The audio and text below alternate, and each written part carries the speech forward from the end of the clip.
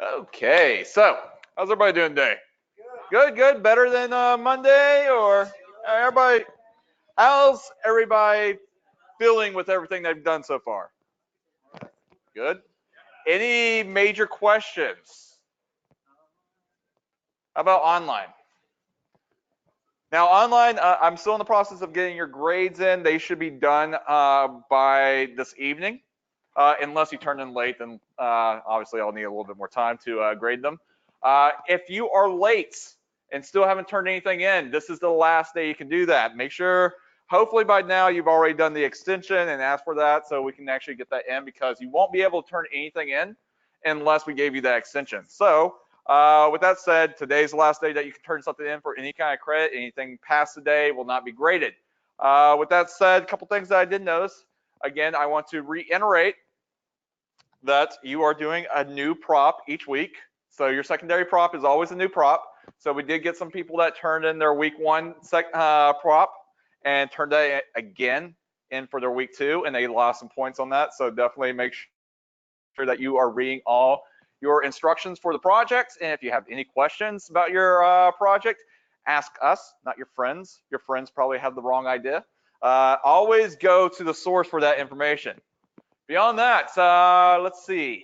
How's everybody feeling with the whole idea of like painting bump maps? All right. Let's start in like baby steps. How's everybody feeling about UVs? Pretty good. Understanding you're not going to be masters, but you have to understand like some of the key things. One, 0-1 space, collage layout. All these names I'm actually doing, you kind of understand what I'm talking about. So 0-1 space, what is that? The grid. All right, so that's the area where if we put a texture, that's where it displays. All right, UV shells. What is a UV shell? All right, yes, exactly. So whenever it's attached to a UV, that's part of its shell. So that's actually like, its piece. All right, let's see. If we are talking about like doing our cuts and laying stuff out, what are we always talking about on a seesaw? What are two things that we always have to gauge between? Seams and stretching. So the more seams you have, the less stretching you have. The more less seams that you have, the more stretching you'll have. So it's always gauging between that. All right. That is you as an artist figuring out what looks best. All right. You can kind of gauge between that. You can let the seesaw tip one way or the other way, depending on what your skill level is of painting stuff out and also laying things out. Let's see.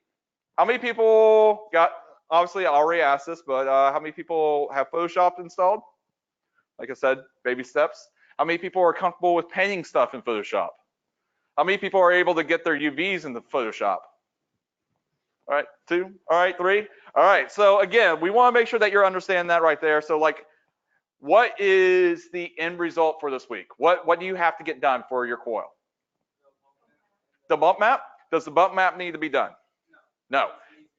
It just needs to be started and it needs to be connected up properly, which brings us to our next stage, which is, so far we talked about the bump map, we talked about UVs, that's been kind of isolated. So we have to get into our next stage, which is something called shaders.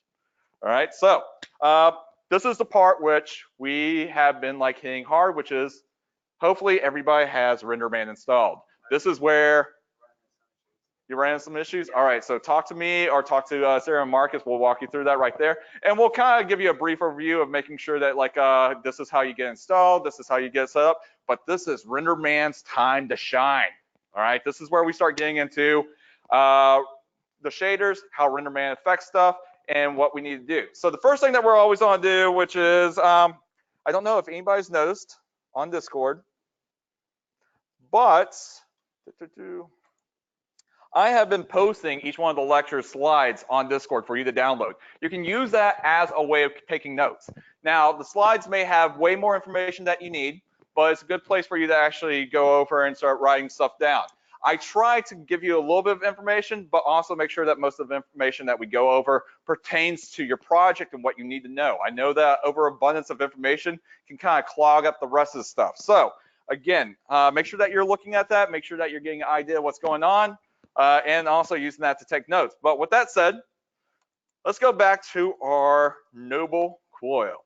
All right, so the first thing that we want to talk about, which is RenderMan. What is RenderMan? So first, RenderMan is Pixar's render engine that they wrote from scratch. And what they wrote it for is to be something called PBR workflow. PBR workflow is called physical based rendering, which is a fancy word for what it's trying to do is accurately emulate what light does in real life, which is if you look around us, everything around us goes off of what light is hitting it and what it does with that light. The only reason why we see that wall the way it is, or that fabric the way it is, or the plastic or the metal or anything like that is how it interacts with light. Light rays hit it, and whether or not it hits that surface, whether or not it absorbs it or bounces it back, gives us that properties of what it's supposed to be made out. That's why, one, everything that you build is real life. All right, so you probably wonder right now, like, hey, why have we been doing scale? Scale really is what is relative to what's around it. So it's hard to tell whether or not our coil is like that 14.6 centimeters because nothing else is around it. Well, the reason why we've been doing that is because we're going to be doing rendering and lighting it. And when light hits a object, and if we're physically trying to emulate what light does, it is very easy to tell whether or not something is right size, or if it's a miniature, or if it's gigantic, because light hits those objects differently. All right, so that's why, one, we build our objects like that. Two, when we get into production like this right here, we have to start thinking about what makes an object look the way it is. One of the key examples is, what is the difference between a mirror when we say something is reflective and when we say something is metallic? We've heard those phrases before. All right, so if you ever look at, like, you know, Christmas ornaments, they have a metallic look. Meanwhile, reflective, that is more towards mirrors and stuff like that. Now, if you kind of like look at those examples next to each other, what makes something reflective and what makes something metallic? Both of them have reflectivity, but one does something different.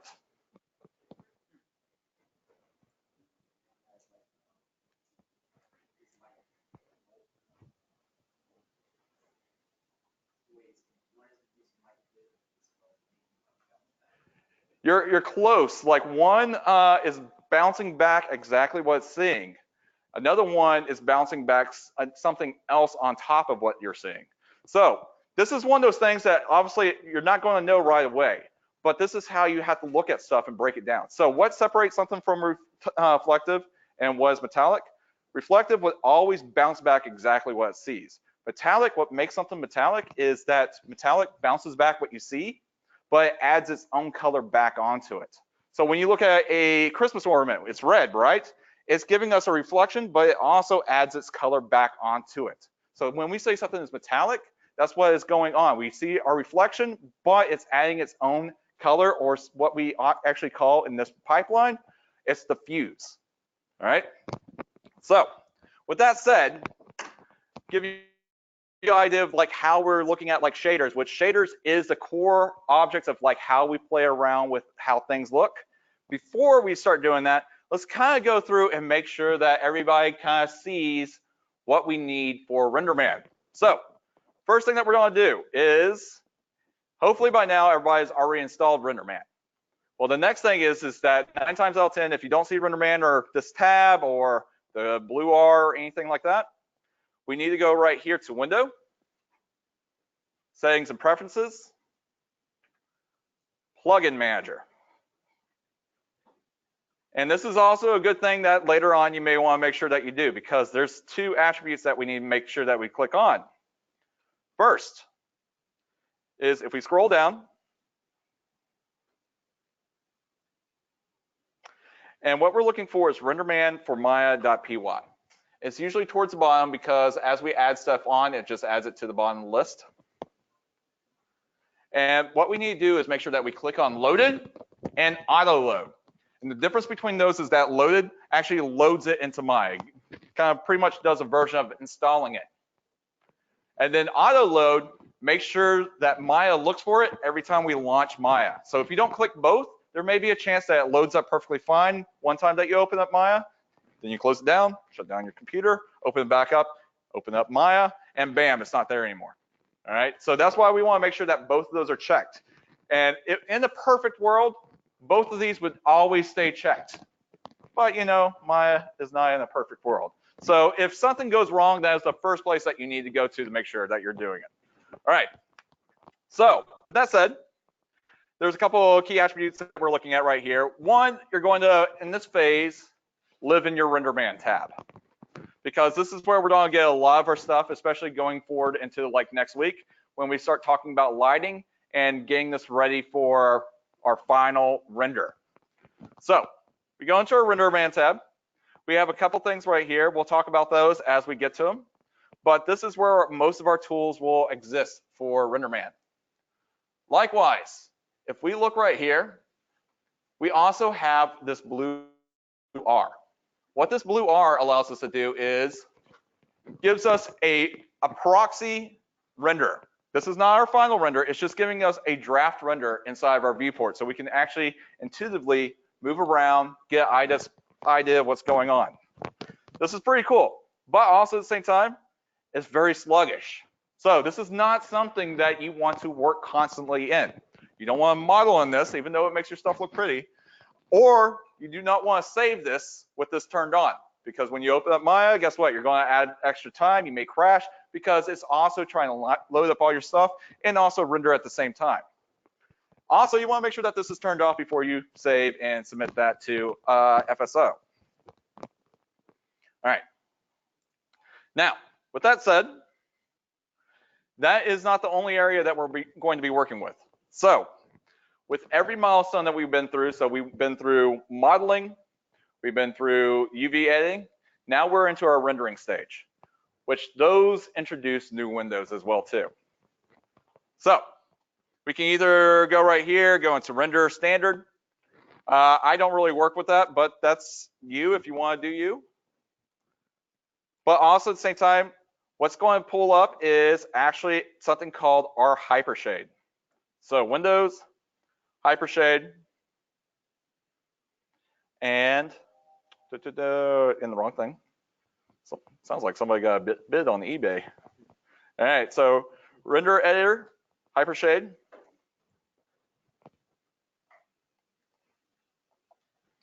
And this is all our windows that we usually use when it comes to render and messing with our shaders. All right, now don't freak out if your Hypershade does not look like this, because what this is actually Hypershade is just really a bunch of windows just brought together that you can quickly grab and move around, or it can get disoriented as well too. The main thing that we're looking for is one, our browser. This allows us to see all the shaders that we have. We can have tons of different shaders across different objects. The reason for that is one, used to, back before we got into this new shader, we had to have a different shader for every different type of object because they would only really be good at certain jobs. So like we had a shader that was only for human skin, and that's really all it could do. Then we would have like a shader for car paint. That's all it could do. And then same way with like a ton of other different ones. Well, then came RenderMan and came the PBR workflow, which is the idea that everything's based on the idea of like, hey, diffuse, specularity, how much mellowness it has, how much roughness it has, and how much light it reflects, or transparency as in like it transmits. So if we take that concept, we can build a shader that does everything. Depending on like we just change a couple attributes, we can make one thing be either wood or metal. It's our Swiss Army knife. So with that said, that's why one, we have Maya that has tons of different shaders. These are all legacies. So we have like, you know, our Fongy, our Fong, our Lambert, our Blend, which is essentially Lambert, not shiny, Blend, kind of shiny, Fong, really shiny, and Fong-E, super shiny. All right, you can see how like that was kind of overbearing. So instead, we go to RenderMan, which we'll go into the steps step by step right here, where we kind of have a couple shaders right here, but really the only thing that we'll be using is something called the PXR surface, All right, this is the main surface that they will use for almost all their shading inside their movies. Now, they also use something called like a PXR layer surface shader, which is the same thing, but you can pretty much do exactly what it says, layer different shaders on top of it. So think of it this way. If you have a bottle, you may want like a label on it, you may want like some dust on it, you want to like add some certain stuff like that. You can actually comprise that as several different shaders on top of one shader. So think of it as like a sandwich, all right? You know, turkey is its own thing, lettuce is its own thing, tomatoes is its own thing, but the second we put it in that sandwich, it becomes one thing, a sandwich. Same way with right here. We can control one entire complex shader that's made out of like a bunch in one thing. But for right now, like I said, that's way more complicated. We're focusing on our surface shader. So when we select that, it allows us to get to two different other windows right here. So first is, this is our workspace. So everything that we make, it is actually something called a node system. So N-O-D-E, all right? This allows us to intuitively kind of like, instead of like seeing a whole bunch of graphs of like, you know, different attributes and their numbers and all that right there, we get like a very simple block and a line that we just drag to where we need it to connect up. So think of it as like, you know, routing your Ethernet. So we go from our modem, go into the router, and then we start plugging the cables where we need them to go. Same way with right here. We have certain maps and attributes, and instead of like plugging them in and doing any kind of coding, we just grab the cable and move it to where we need to go. So, and the next thing, when we actually click on something, one, we get a preview, and two, we have our attributes. All right, and this is the meat and potatoes of everything. This is where we can control diffuse, or its color, or its specularity, what happens when light hits it, whether or not it is even shiny or metal, we control it there. What's up? Does Unreal use something like this, Alexander? Yes, so they don't use a shader like this right here. It's way too expensive. Not like money-wise, but like resource-wise. But they there are shaders for Unreal. So everything uses shaders. Really, shaders is just a generic term that we use for like how a surface should interpret light, because that's really all it is what happens to that object when light hits it. So yeah, like Unreal, Unity, pretty much every game engine. All right. So how's everybody doing with that?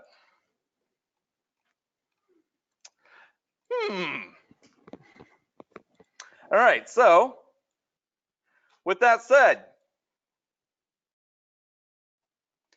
let's kind of look through some of these attributes right here. And like I said, this is going to be a short lecture because really this is I don't want to say basic stuff, but the stuff that you need it for, I can like explain in like 5-10 minutes, which is, how many people notice that there's like almost no videos for this week? Couple? All right, so bookmark this lecture, because this lecture actually covers everything that you need to know for this project. All right, I say bookmark as if you can kind of like do anything physically up here. All right, but you can also take the time. Right now we're 19 minutes in. All right, so pretty much everything that we have right here is how we tell it to interpret light, and it usually breaks down like this. And let me go ahead and kind of snap that off to the side. So first, whenever we see gain, what gain means, essentially just think of that as a word replacement for on and off. All right, so, and another trend that you're going to notice is that we deal with a lot of 0 and 1s, because that is something called normalization. How many people have ever heard that math term? A couple people? So, what is normalization? Okay. No, it's fine. It's fine. All right. So normalization, all that means is we can take any expressible number and express it as a number in the range of 0 to 1.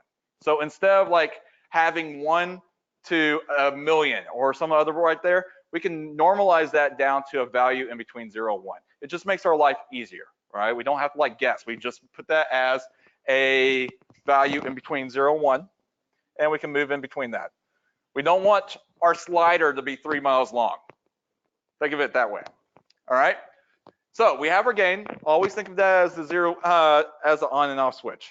And then we have our different attributes. All right. So first we have color, which is what would you think that would be? What color it's going to be. So when we talk about color and what color an object is, we have to kind of rethink what we're seeing. All right. So you would think like everything I'm looking at you right here would be your color, but it's not. What it is, when we talk about the fuse, we're talking about your raw color. And to give an example of that right there, so if we go to like texturing.xyz, so let you know what this is like a very expensive, high production website where we can get like already pre-made textures, right? For ILM and like, you know, Weta, they have the budget and the departments to go shoot like amazing textures. They have that right there. Other small studios, they don't have that time. So they may have to go over and buy stuff for their departments when they need it, which is part of the industry, part of your budget as well too. But when we talk about the fuse, we talk about, let's go right here. This right here. That's our diffuse. And that is something called polarization, where we actually go through and strip out every bit of highlights and shadows out of our color, because that is something that we cannot have. How many people remember me talking about that? Like taking out our shadows and all that right there. Because what's the point of having physically based lighting and rendering if we've already baked on all our highlights and our shadows? It makes our character, it makes, even like in games, they're getting away from that completely. Unless it's something that will never move, then they get away from like actually doing any kind of like reflections or highlights or any like shadows. They took that out of the main maps. Same way here. We don't want any of that information because then it takes away believability. So when we talk about the fuse, that's what we're talking about. So now I got a little ahead of myself, which is the first thing that we need to talk about before we really get into the properties. How do we apply a shader to an object? All right. So that gray object right there, that by default already has a shader on it. We can't see anything unless it has a shader on it. So by default, we get the Lambert 1. How many people have seen that Lambert 1 or seen this turn green? How many people have seen like a face or object turn green? All right, so a couple things with that one right there. So one, the gray, that's Lambert 1. That is our default shader. Green, that neon sickening green, that is the default color letting you know you lost connection to your shader and there's nothing there. All right, occasionally that will happen when you bevel something or create a face wrong. All right, all you have to do is just reselect that face and tell it to go back to your shader. So let's say like this object right here was green and it's not supposed to be green. We can either right click, go to assign existing material and tell it to go to Lambert 1. And now it's back to Lambert 1 or whatever shader that we want to do. Likewise, if we have our hypershade right here with it selected, we can right click on what object we want and tell it to assign to selection. So that's how you would fix that.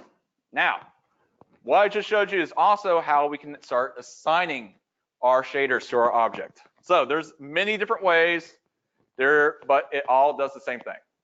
So the first way that we want to do is, let me go ahead and kind of get rid of some of these. Bam. You can't delete Lambert 1, so don't worry about that.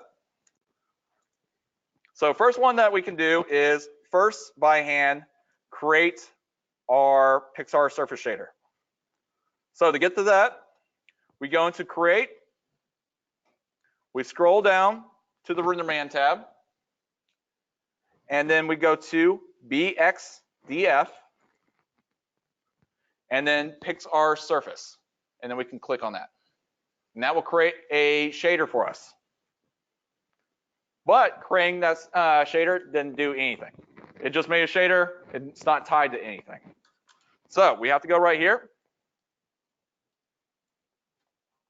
select all our object. So anything that we want to be attached to that shader, we can select it all, and then we'll right click on our surface and go to assign material to selection. And now it has that shader on it. So again, we can go right here to create RenderMan BXDF and then Pixar surface. And then from there, select everything that we want to have that surface, right click, assign to selection. All right, next way is to go right here. Just with our object selected, right click, assign new material. And then this will pop open the same window that's right here. And then we go to where?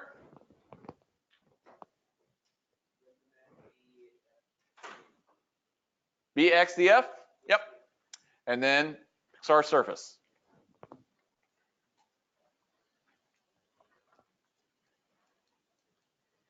All right, so those are the two main ways that I want you to try to do that. Likewise, you can right click and get to a couple other things like one, you can get to the material attributes, which is this window right here really quickly by just clicking on it, going to material attributes. Likewise, if that green surface happens again, we can just go right here, go to assign existing material with it selected, and then you can just reassign it right here. This is all the materials that are right here as well.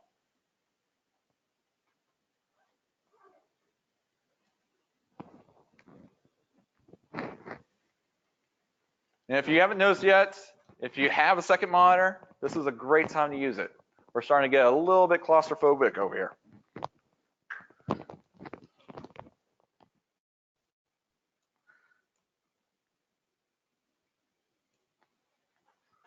Obviously not right now. I'm not expecting everybody to grab and bring to school their extra monitor, which I've seen people do. But all right, so everybody still with me? All right, so far we went over how to spot RenderMan. Make sure that you actually got the right thing. And it's all set up. Then we went over the main windows that you're going to be using to actually render. And we also went over how to assign stuff. So now let's kind of show you a couple of the attributes. We're not going to go through a lot of them because, again, there's a lot of them. And then also for every attribute, there's like 900 things that we can plug into that. So we'll go through the anatomy of it. So first, we have our different sections. It's categorized by like the different things. So diffuse, which is our main true color. And then we have specularity, which is how light bounces off of our objects. So when we say something is specular, we're saying that it either has a highlight or it's reflective. Those are used interchangeably by whether or not we say something is pretty much, you can't bounce back light unless you're reflective. We can't actually chop up those different terms. We can, but again, like I said, asterisk on every rule that I give you. All right, next is the next thing that we're going to talk about, which is, we'll talk a little bit about glass and maybe fuzz. Those are not really big things, but we have different categories for, like, you know, clear coat. So whenever something actually looks like it has like a layer of coating on it, we can add that in. Fuzz, pretty much whenever, like, you know, like look at a sweater, how it looks like there's like little strings coming off of it, we can add that effect in as well too. And then obviously glass. Glass is killer, all right? Because we have to like start thinking about, like, you know, how light passes through and doing some weird stuff, which we'll talk about in a little bit. So with that said, let's do some rendering. So we went through like the different places that we can actually, like, you know, categorize things. Next is, like I said, our gain, which is on and off. Then we have our color, which we can pipe in a color. So whenever we see a block like this, we can click on it, and then we can kind of either assign a color. We can use our teardrop, which we can just click on something, it'll add that color in. Likewise, if you're using like the HSV or the RGB scale, we can type those in. But another thing is, every one of our attributes right here has a checkered board. And what does that mean? That means that we can plug something else into that, which goes back to when we were talking about our bump map. So why do we use black and white? Or why do we use a map in general? What does a map do?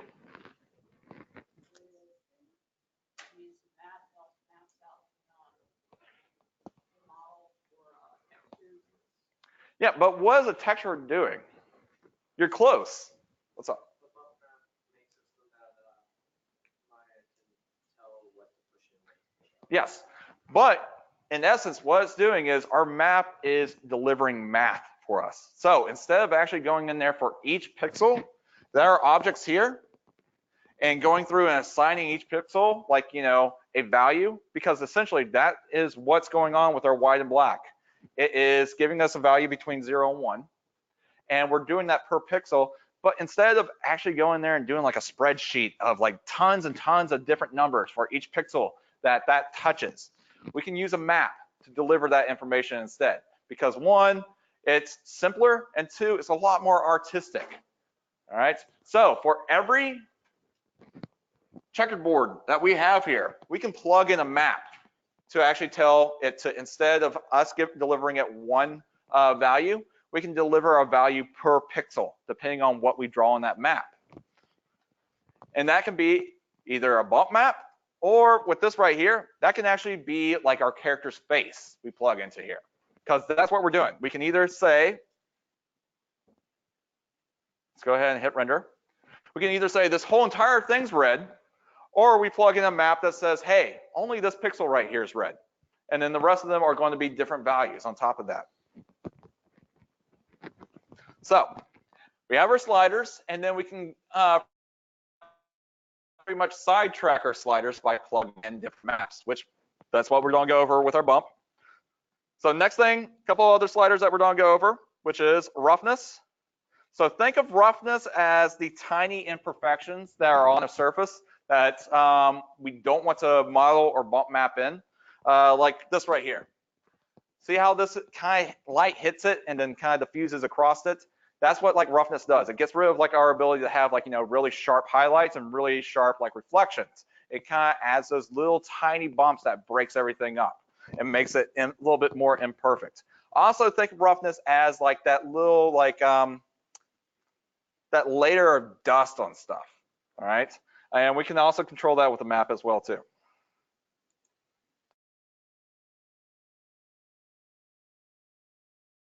Let's go right here. Just like, it's always something new.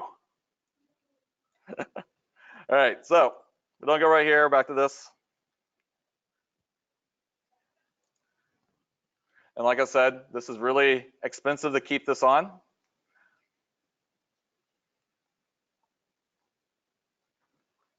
So we're gonna put that back down. And like I said, we can turn this off. And when we turn something off, if we turn the views off, it just makes it black, which is something that you have to do on certain things, which is one, if you want to make something like a mirror, you have to make the surface completely black so it doesn't add anything on top of it. Going back to, you know, the reflectivity and the middleness. All right, so next thing that we want to do, let's go ahead and bring that back just a little bit and start talking about specularity. So we're gonna just add like a little bit of specularity. And like I said, we can't separate specularity from reflectivity. So if something's going to be reflective, it automatically has specularity, because that's what it's doing, is bouncing back the light. But it also breaks into two different things: face color and edge color. That's because of something called Fresnel effect. So how many people have been like walking down like a downtown street and see stores with like windows on them? Obviously, everybody should see windows, all right? So you ever notice the effect that like from far away and from an angle, you can't see in the store. All you see is like a reflection of like everything bouncing off of it. But as you get closer and more in front of the window, you can actually finally see inside of it. That's because of something called the Fresnel effect. Is how light is reflected and bent from different angles from your perception of it. So what does that mean? That means that like, you know, your object is going to have a different reflectivity color in the front than it does on the side. And how it actually fades into those different areas is our Fresnel effect. Keep in mind, everything I'm telling you, this is not the modeler's job. Shading and lighting is somebody's sole job, all right? So if this is something that is interested to you, there's way more to it, and it's a really neat field. But again, this is somebody's expertise. This is all they focus on. So I don't want to scare you and go like, hey, I just want to model cars. I don't want to like do all this other stuff. This is somebody's actual job.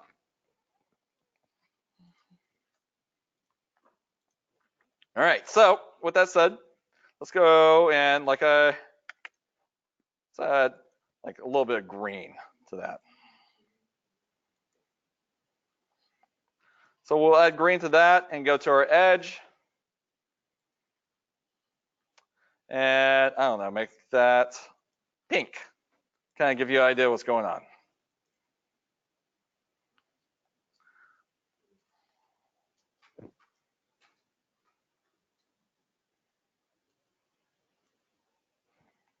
And you can kind of see what's going on right here. So we have light hitting from the side, and we're getting mostly green right here, but when we start getting to the edge, that's where we start getting that edge color, that edge effect. And we can play around with that by playing around with the Fresnel exponential. So as we bring that down, it curves back in, and we get less of the face color.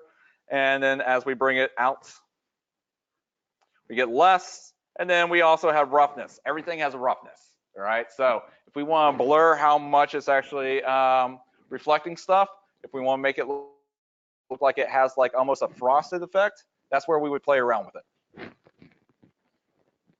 So go right here. I'm gonna just show a few more because that's the thing.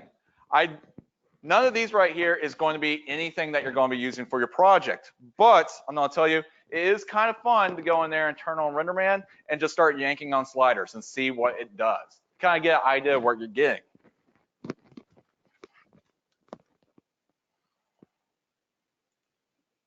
So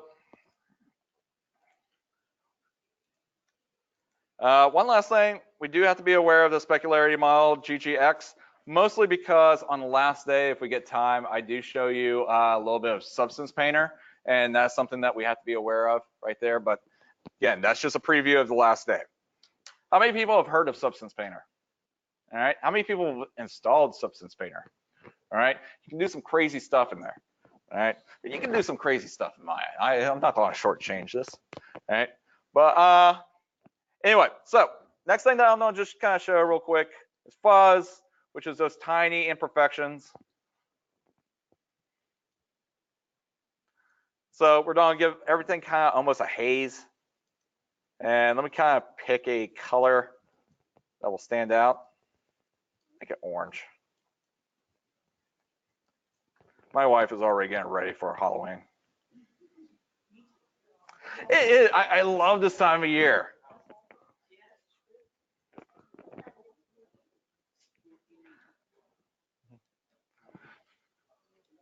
I can hear some people like groaning. It's just like, it's still 102 degrees outside. All right, so it's a little hard to see right here, but now we're starting to get like a little bit of like, you know, fuzz and haze. Now it's not going to do anything to change our silhouette because it's not generating any kind of geometry. It's just giving the effect, the illusion that there's like a little bit of fuzz there. All right, so if you have like something that is like kind of almost a yarn ball or anything like that, that's how you go from like a distance, making it look like it has that little bit of fuzz on the yarn string. Yarn. All right. So, but anyway, go ahead. I want y'all to like, just kind of screw around, like play around with these different sliders. But there's a ton. I don't have enough time to really go over each one of them because there's even sliders that won't even turn on unless you move another slider. So it's very complex, but also at the same time, it's fun to play with. And if you screw up, you just make a new shader. Now, with that said, how does this pertain to your actual project? Well, this is where, and I didn't really go over too much on Monday, this is where you hook up your bump map. So whatever bump map you created, this is where we hook it up. So 41 minutes in, this is how you're going to do your project. So what we're going to do from scratch,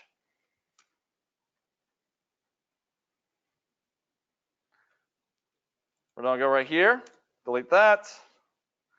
All right, turn this off. So the part of your project that you're going to be doing this month, this week, is you're going to select all your objects. You're going to right click, assign new material, and you're going to add BXDF. And then surface, Pixar surface. From here, you want to name this. So go ahead and name it coil, and then shader. From there, I'm going to go ahead and expand this out because we're going to be doing a lot of our work in this window right here. So you can kind of see what's going on. What you want to do is scroll down to globals. Now this part right here is important because if we go into advanced for each one of our different areas, you will also see bump as well too, because we can actually put an individual bump on each one of these. So we can have a bump that's only affecting the diffuse, same way we can have a bump that only affects the specularity. We have that so we can have wiggle room, we can have personalization, and that choice. But the fact is, for y'all, we want a bump that goes across all those attributes. That's why we go to global. So with that said, we're going to close all these. You don't have to close them. I'm not close them. All right. And then from here, on bump, we're going to go to this checkered box. Remember, this is where we can plug in maps.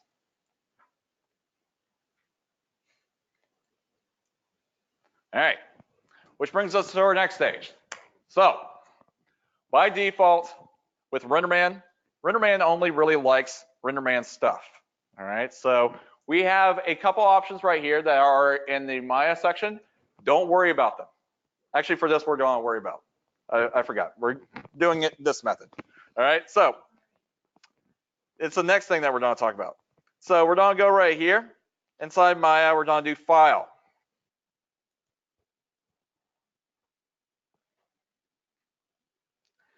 And then inside File, we're going to hit the folder box, the folder, and we're going to load up our bump. Now, pay attention to this part. Actually, it's not doing it.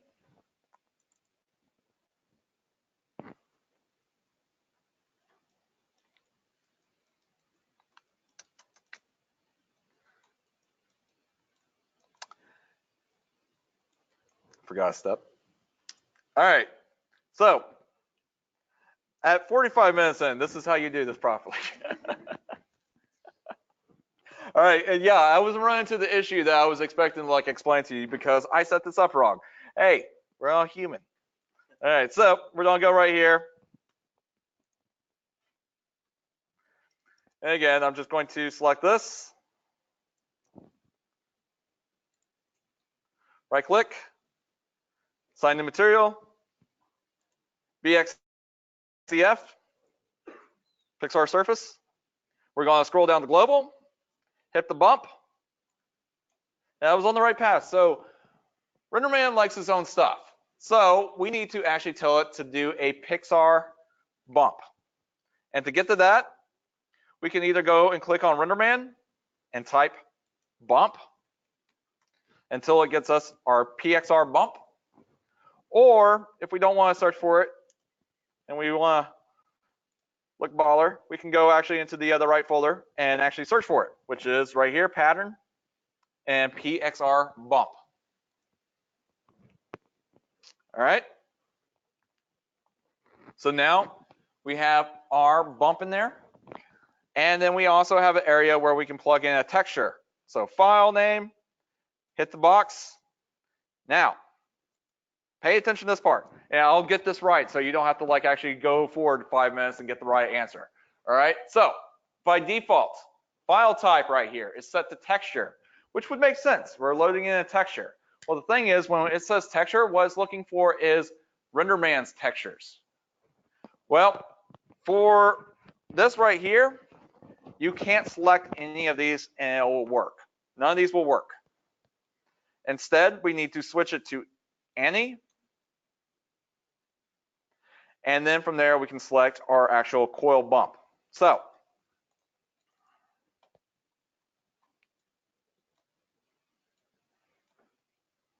and now we can hit render.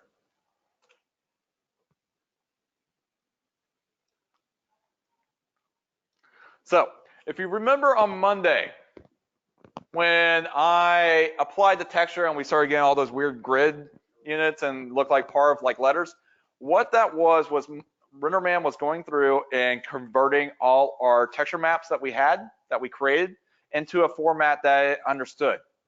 Well, the way that we're hooking it up is not using that format, and by default, it's looking for that format. We have to switch that file type to any to be able to find our bump map that we made. So I will get tons of emails about this. So again, remember, if you're not seeing the texture that you made in Photoshop, your PNG, you guys set the file type to any, A-N-Y. And then from there, you will be able to select your PNG and load that up. All right, once that's done, inside of our PXR bump right there, the scale, that is where you can actually tone down your bump if you want to. So right now it's at 1. If I really want to crank this up, I can hit 5. Get ready.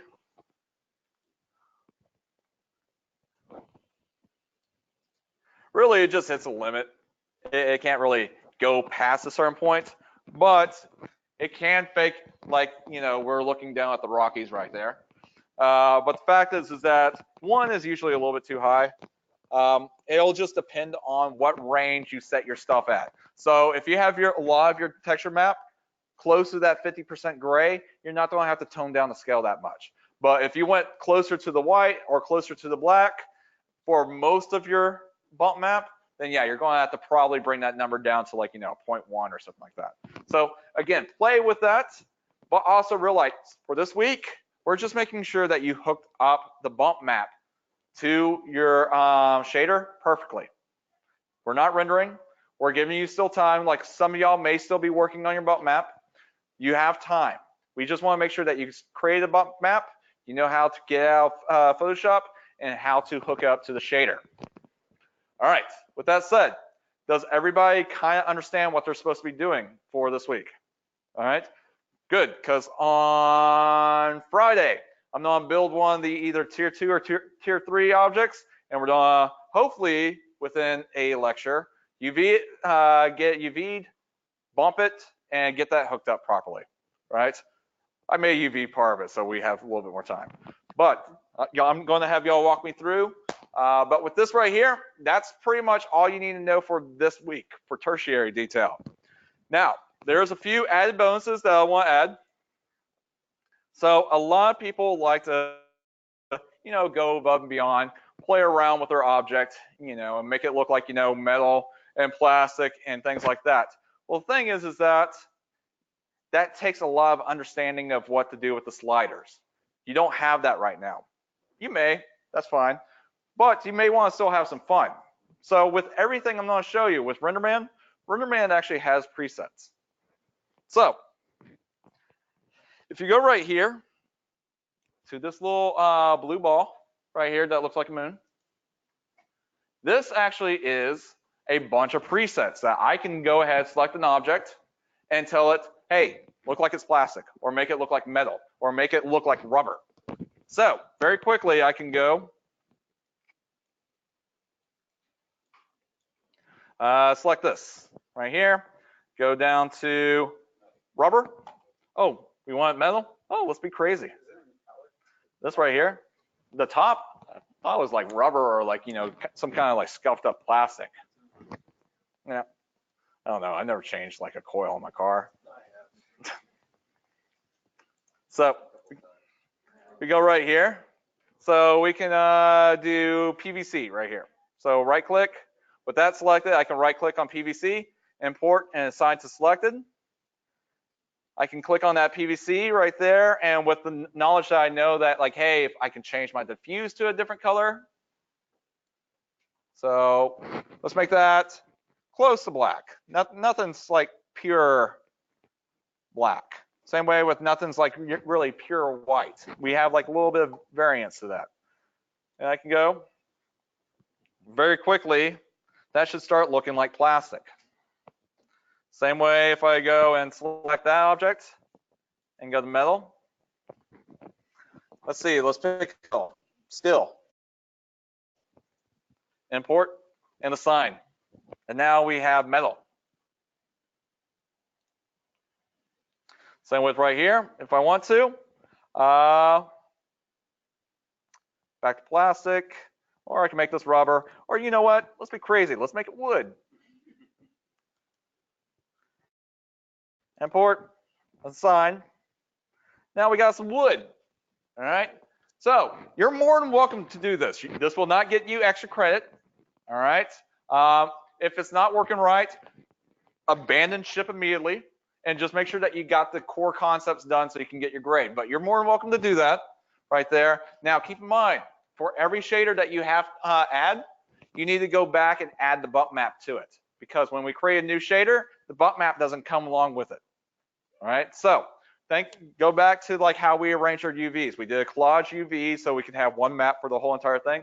All you have to do is repeat that same process. Go to each one of the shaders, go to global, add the PXR bump, add the shader. I mean, add the texture. Any questions about that? What's up?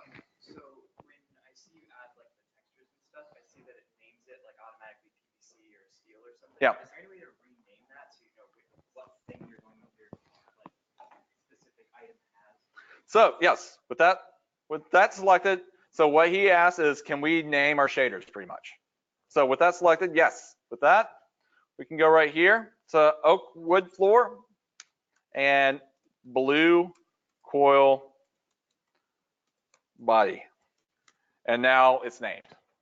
Yeah. So yeah, I strongly suggest you, if you do like a ton of shaders like that, make sure that you're naming them. But yeah, that's it in a nutshell. Now, not next week is when we're going to talk about this part right here, which is that environment. All right. This is part of that lighting talk that we're going to talk about. We're going to talk. All right. So with that, like I said, this is going to be a short lecture. We do have a couple projects that I want to kind of walk through. All right. Did anybody send me a project? No. Okay. Thanks, guys. No, we got two. I can screw up something on purpose so you can work on it. Well, that's not fun. Like if it's to the point where we can't like figure out in a few steps, we can't show that. Me, I am very good at messing things up quickly. Yeah. Awesome. Just give me You're hired. All right, but before we leave this right here, does everybody feel comfortable with shaders and how to hook up their bump maps? All right. Well, we'll find out on Friday when y'all walk me through. All right. So we're gonna go right here, hit new.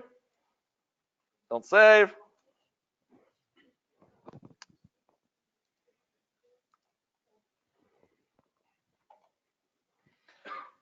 And then, as you can see, it's still rendering. So you always make sure that you turn that off. All right. So with that said, let's kind of open up some of these right here. We have one coil, and let me read through what they say. Actually, I'm gonna freeze this for a second, make sure that I don't have any other ones in my email, because some of them did want to remain anonymous.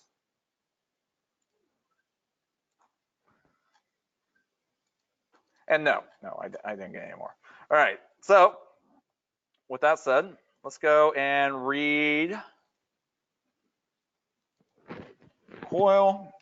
All right, so this person is, hello, to answer your question. All right, so they want us to just kind of critique and see if there's anything wrong. So let's kind of, what? I made like an announcement on FSO and also on Discord. And also a broadcast on Monday. All right, so. I wanted to send one, but instead I just. Oh, everybody has an excuse. Oh, that's good. That's good. And again, it doesn't have to be something current. If it's just messed up, go ahead and send it to me. Really, all we're doing is getting everybody on like a chance to kind of like see how we break down, look at stuff, and figure out how to fix things. All right, so first thing that we always do, which it's not loading up, but we don't have any of our reference. So I'm gonna just kind of click through and see if there's any problems that you may have noticed. All right, so we got this right here, and we're clicking through.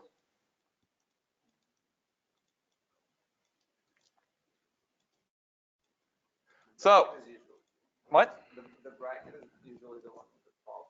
Yes. All right, so I've already seen one glaring issue so far. Can anybody like tell me?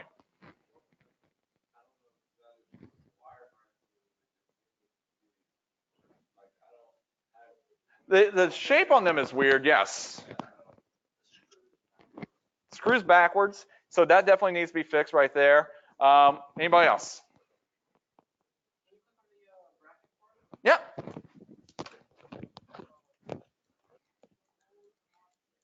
So the hole's elongated, so what can we do to like fix that? You can select it and rescale it. Yeah, you can just scale it a little bit right here, and then we can scale that until that is, why is this chugging?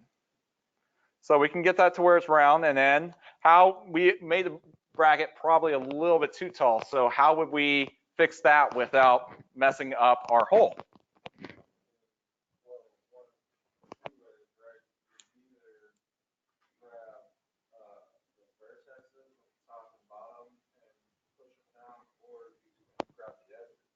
Yes. So yeah, like vertex or edges, probably better to do vertex, but yeah, what he just said is we can just grab the top vertexes and then the bottom vertexes and just kind of scale those in. And that way it corrects our shape without messing up our hole. So we can do that right there.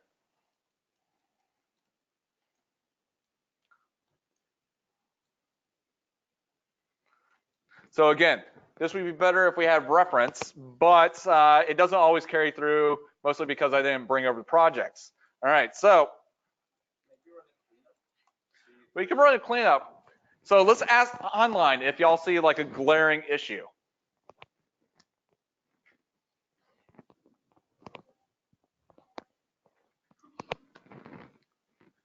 Who's laughing? The artist and the black are combined. Exactly. So that should be glaring to you right there. The fact that I select this one thing and it selected all those objects. Yes. So yeah, don't always, yeah, with that right there, you get used to how stuff is colored in Maya. It takes a bit, but you when you select something, everything should not be green. Green always means that is your active selection. And only one thing can be green at a time. Everything else will just turn white. That means that it's part of the selection, but it's not the lead selection. So with that right there, online, you're completely correct. That right there needs to be in several different parts. How many parts is that supposed to be? 3. So 1, 2, 3. Are we missing a couple other? Yeah, the nuts and bolts. So we are looking at like 7 different objects that are combined together. You never want to do that. All right. I will tell you a couple of reasons why. One, that's not how it's built in real life.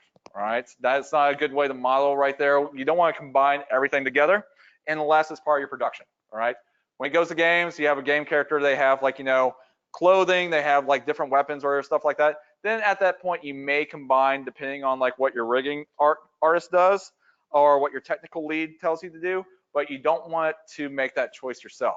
2, hopefully we can fix this by going right here and selecting mesh separate. All right. Now, we're lucky that we can do that because depending on how the file is handled, how history is handled, we can lose that ability. And you know how you how to fix that after you lose the ability to separate?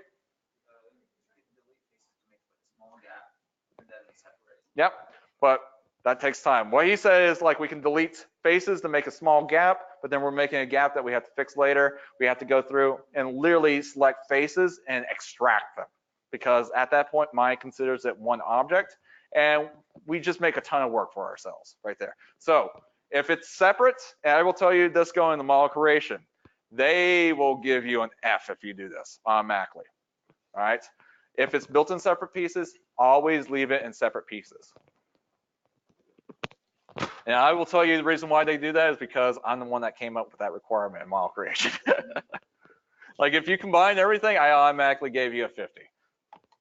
It could have been like the most amazing like version of like the Transformers ever, 50.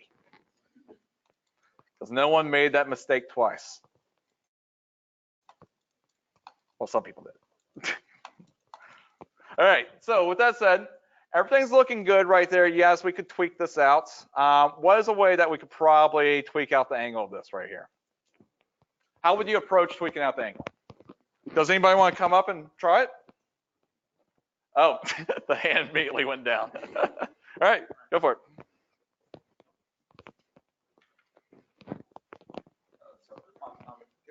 You can, either or. Which one are you comfortable with? I don't have any diseases or anything. Okay. That I know of. I don't know. Great, if you've ever seen any like epidemic movie, everybody's fine up until like 30 minutes in. So, okay.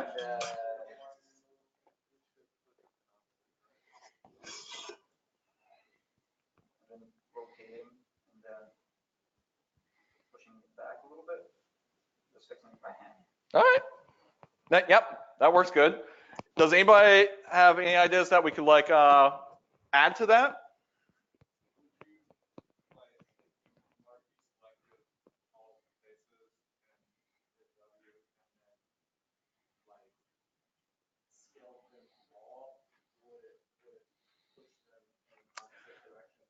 Yes, but essentially it would do like this. Like think of like my angle right here. If I was to grab the faces and scale them, they would just start doing like this because they're scaling out from like the global.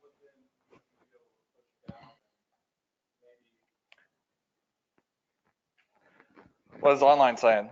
Our online saying move the pivot.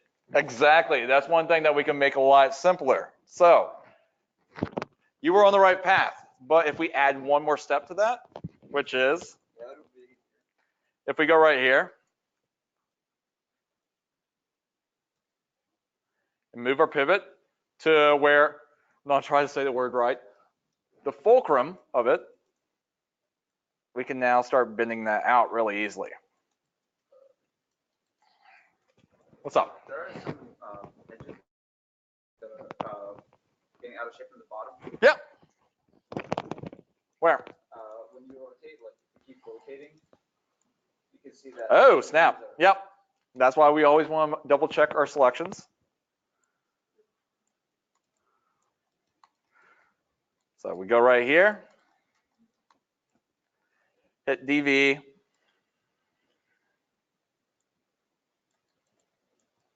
and move that out right there. So we can apply that same process all the way around to like the other one as well too. So looks like we're on the right path. So for the most part, I think we're done to do the last one. Like somebody said, this needs to be reversed. So how would we do that? Just rotate?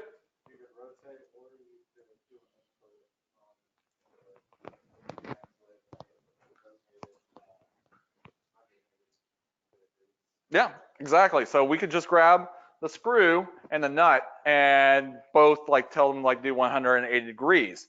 Now there's another step that we can do with that to make it a little bit easier. So we haven't really hit hard on this right here because we've been using it for organization. But here's the thing sometimes is that when we select both of these right here, and this probably has happened to you before, which is we try to go right here and start rotating it, and it rotates each one of these on their individual pivots. What we can do is instead select both of them and hit Control G. What that does is allow us to group them together and give it one pivot. So from there, we can tell it to modify center pivot. That way it centers right there. And now we move both of them at once.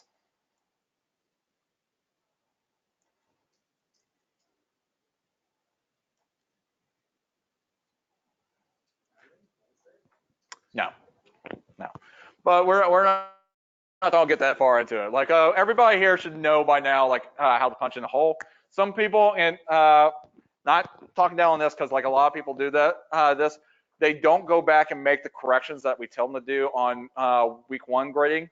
They just kind of like move past, which is fine. That's part of figuring out where your time management is. But yeah, this person, it looks like they just decide, hey, I need to work on my UVs. We'll just take the small hit on the holes, things like that. That's up to you.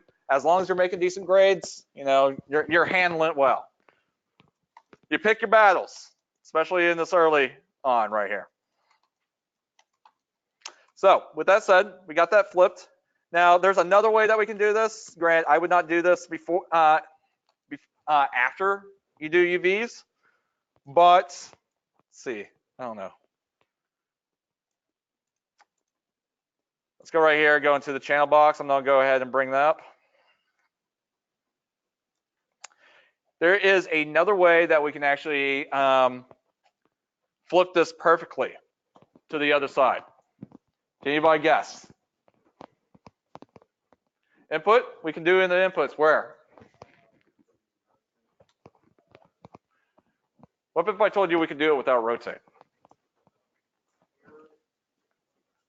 It's almost a mirror. What other attributes do we have? So we have our main one, translate, rotate, and scale.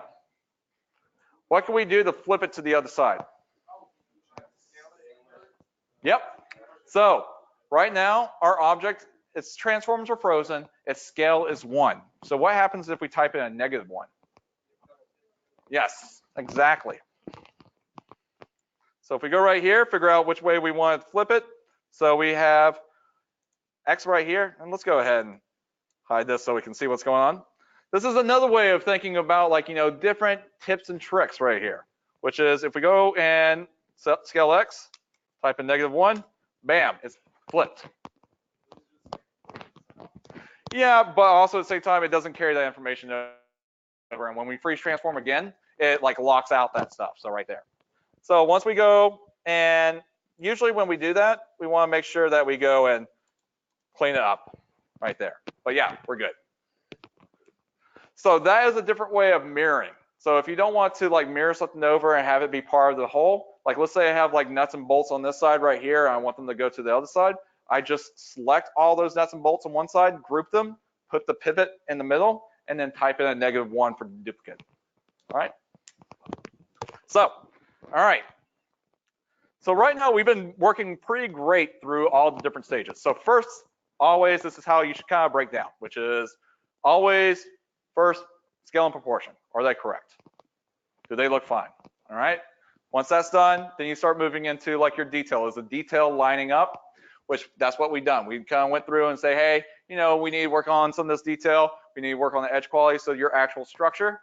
Now from here, let's talk about like cleaning up. So what is the first stage when we do cleanup?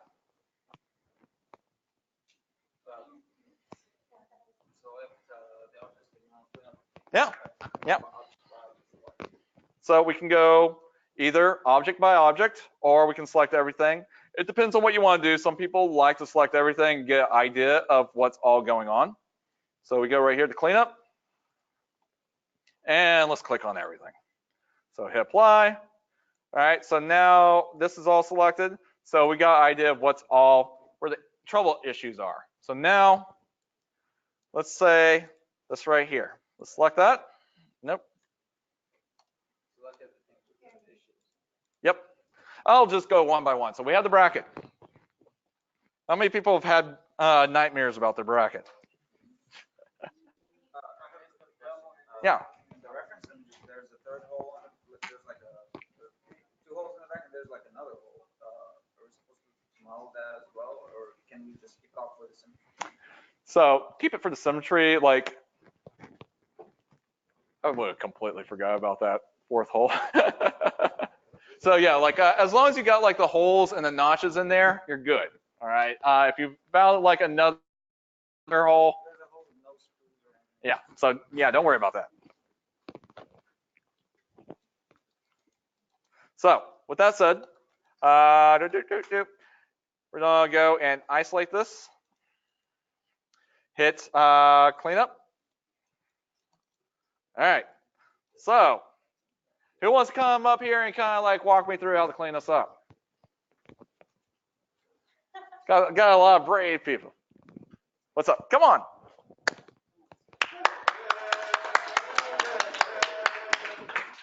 All right. So let's go right here to mesh cleanup. And so we got our cleanup tool right here.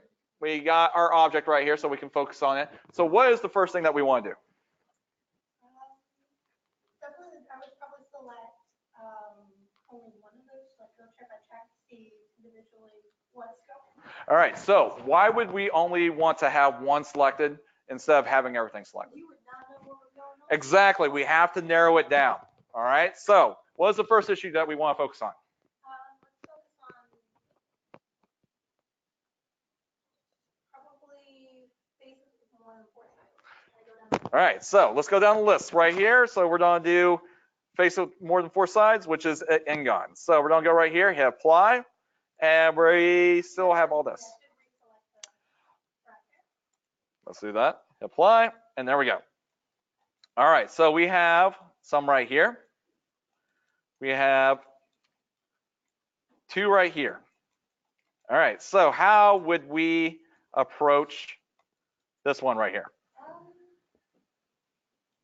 mean, you could probably just do it if you made edges from the vertices there and then down and either. All right, so what is causing our issue? Exactly like you said, that there's that. Since this is an edge that is holding our silhouette of our notch, exactly what you said, which is we need to just make an edge that connects up and quads up. So we go right here, multi-cuts, I'm blind, there we go. And I'm just gonna hold down control. I'm gonna draw an edge right there because I don't wanna go through and click here, click here, click here. I'm gonna get the edge loop started and then connect it up.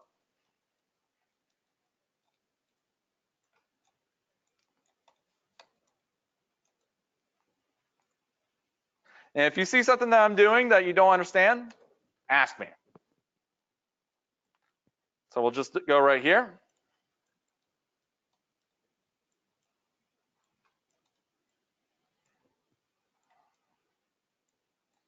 All right. So let's go and see if that's fixed. And they're no longer highlighted. But we still got this right here. Same exact thing. Now this does give us a chance to kind of fix some topology right here. Where are we getting some wonky topology? We're definitely not really rounded because the vertices is so high, so it's not really giving the round shape. Yes, so that's a little bit too high. And there's another thing that we're seeing right here. So we have this track that we have around our hoop, and then we hit this triangle right there. So this gives us a chance to go back and fix that because we want to be able to quickly put an edge loop all the way around our hoop. So how would we kind of fix this topology and then also clean up this huge Ngon?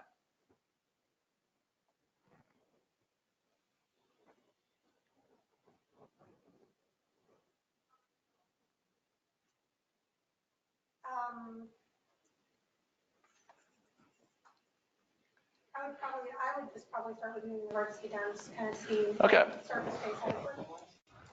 So we can go right here, move that down.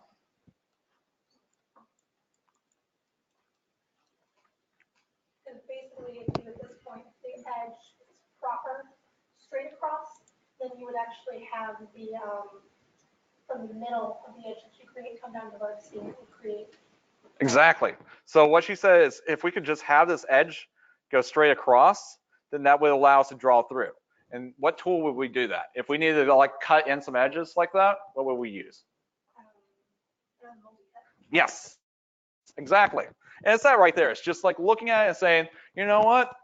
It would be really nice if there was an edge that goes right there. And when you ask yourself that right there, that's a multi-cut tool. We can just go in there and carve in what we need. So let's do exactly what you said, which is go right here at Mesh Tools, multi-cut, draw exactly across. What do we do with these edges? You delete the edges. All right, so I just select them and hit delete. No, you actually, you're probably gonna want to draw the edge first so you keep the shape. Okay, we can do that. So we'll go right here.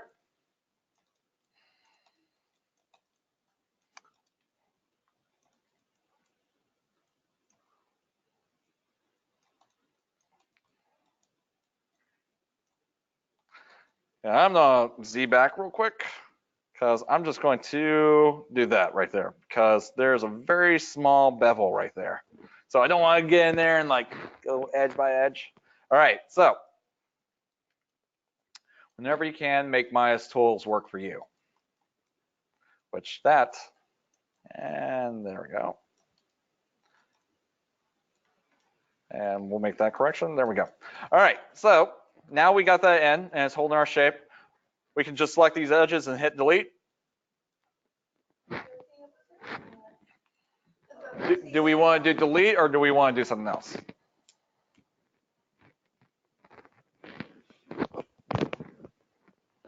So you are technically correct. We can hit delete, but only in this case because if we hit the delete, the vertexes that would be left behind, they're already being held up. Now, if I go right here and let's say,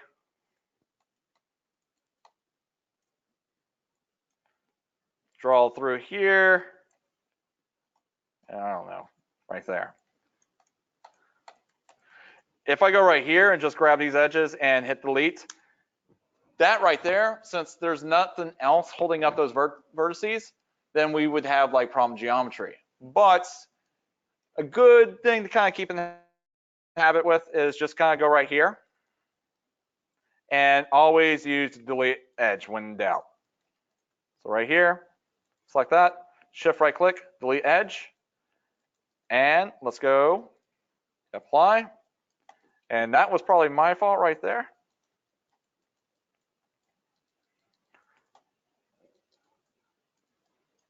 I'm just gonna, this is gonna merge down his bevel or her bevel. Oh, wow, that was a tiny bevel. Yeah. All right, so for the most part, that's done right there. Vertex faces.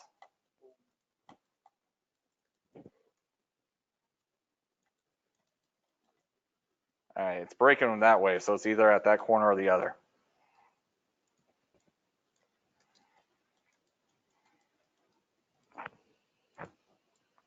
There we go.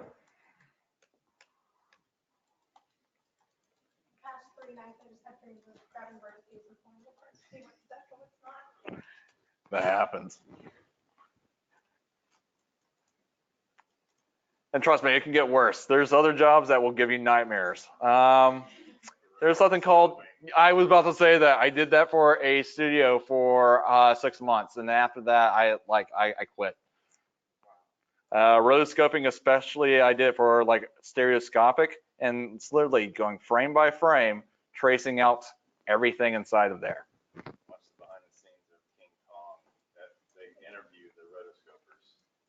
It's hilarious. So that's going to be a little bit too, actually, I could probably go right here, merge. All right, So that should be good. All right. If it highlights, there we go. That's good. But everything that you said, that was correct. That was a good job. Good. All right.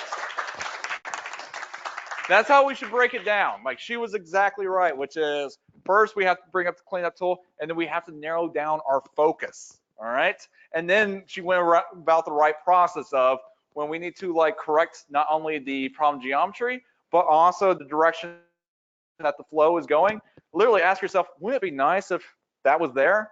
If you ask that question, multi-cut, cut it in there. All right, so right here. So let's see the next stage right here. We're gonna click all these bad boys on, except for a few. Like I said, there's some that I'm not going to really hark on you about.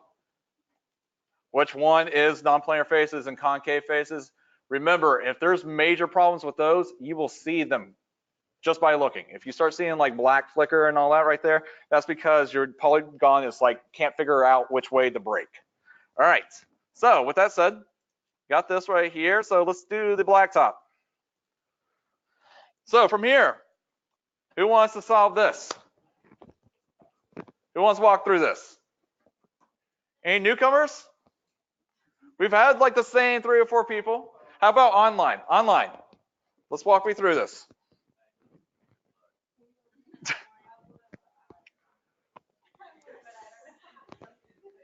Well, that's the thing, is that you're not on trial up here. It is essentially the hive mind. All right? Yeah.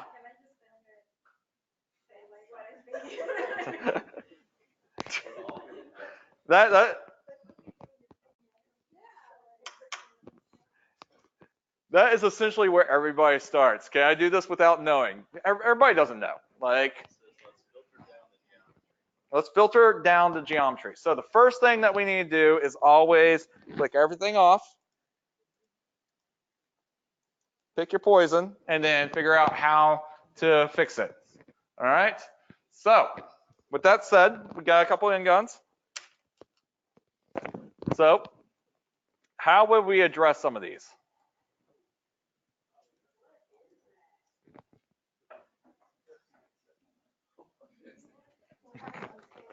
So can anybody guess what probably caused this right here? That bevel. But what part of the bevel? The end? All right, so there's 2 settings on bevel that I go over. And one of them I say, hey, make sure that you have at least this number.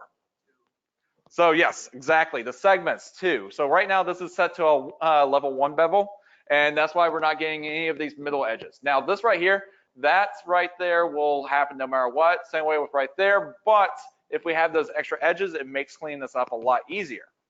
So with that said, online. Marvin was all over it. He said that is not a triple bevel.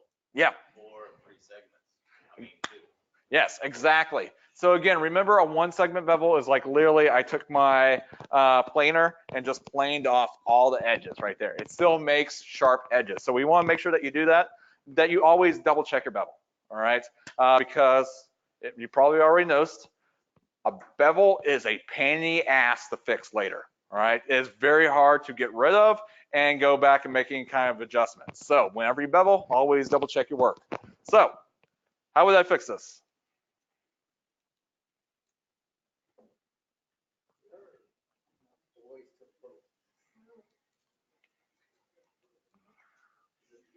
Figuring out what's best is, what takes less time. So what? Save? I'm not saving this. Yes, I would normally save, but really, there's no need for me to save. Well, the question online is, would you like a lot of work? Question mark. Like a hard way or? So, all right, less than rebuilding it and more than just turning in. So somewhere in between that range.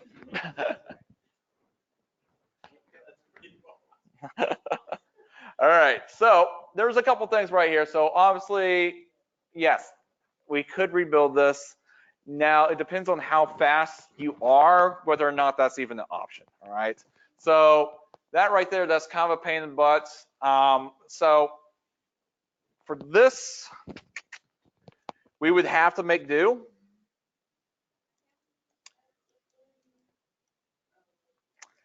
We can merge some verts, yes. So that can actually bring in a new tool, which is, well, not a new tool, but all right, everybody's already seen merge verts and merge edges and stuff like that. So there's also, if we shift right click, we can go to collapse edge, which will collapse that down. I wish we had the camera on you. It was just like, it was both like, oh, I'm amazed, and oh, I'm kind of bored. That was like so Gen X. It was just like, it's gonna solve so many problems. So yes, we can go right here and kind of merge these down. Another way would be is like in this case, we can just kind of draw that bevel back in. So we just go right here, frame up, kind of move that down. Oh, I think we crashed. Oh, okay, I'll save. Okay. Oh, thanks, Mom. All right. All right, and then we can go right here. That is really weird that it is chugging out like that.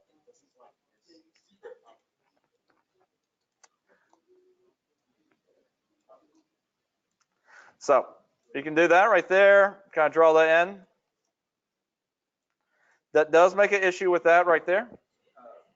Yeah, so I was gonna ask about the triangles and where do you draw the line if it's fine to have triangles or if it's bad to have triangles? All right, so easily fixed triangles, always fix. That's your like caps on like your sphere and your cylinder. What he was asking is like, where do we draw the line on fixing a triangle? It depends on like production. So one, easily fixable like triangles, always fix. Always quad up your cylinders, your spheres, stuff like that. Now, when I draw the line is when like a triangle, fix it, results in like actually either messing up edge flow or adding in a ton of edge flow to fix. At that point, it's pointless. The only time that you would want to do that is if it's on a highly animatable part of a body. So you don't want any triangles where you have like pinching or anything like right there, because you will see that flicker. Usually a mesh like that would be high res enough that you won't see that. But yeah, you don't want to have like a triangle in like an area of like highly deformable surface. Mostly because it's also an indicator that usually the edge flow is not working there, right there. That is a pretty wide question. It really comes down to like your experience right there. So you'll hit a point after being with Maya for a while that you'll be like, eh. In regards of weight. What? In regards of weight.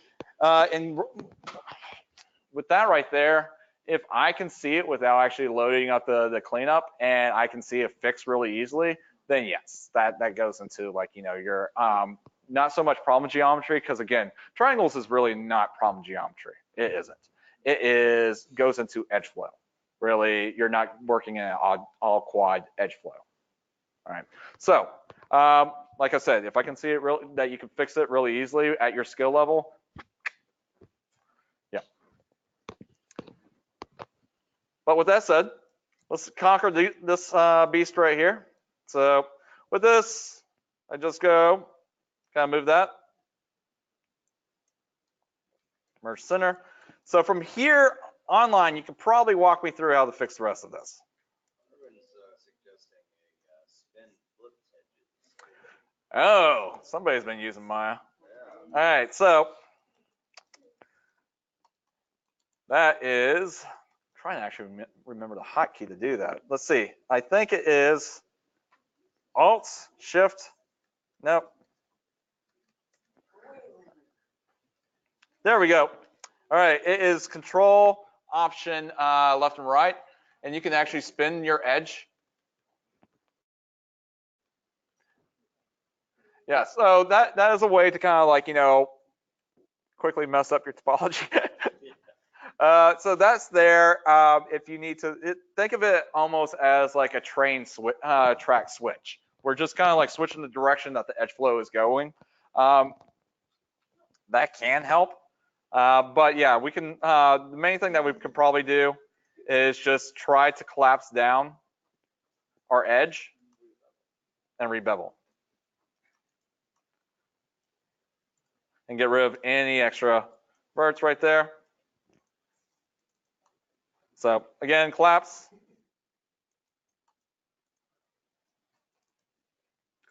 Probably that one right there.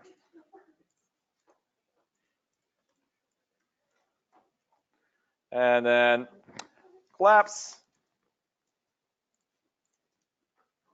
And collapse. All right, and then get rid of our extra verts. So from there, we can probably rebevel and actually make sure that we do that 2-segment bevel. Let's see. So that was kind of like the Ngons. Let's kind of look at the rest.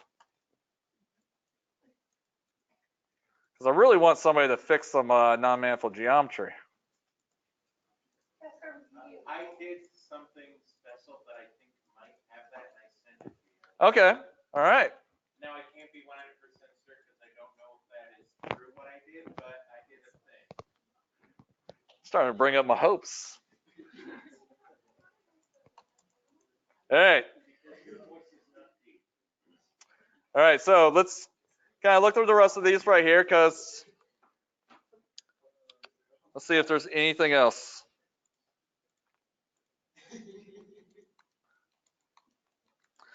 All right, so yeah, right here we have Ngons. We just need to connect that around. I'm not seeing anything that we can do non-manifold geometry with.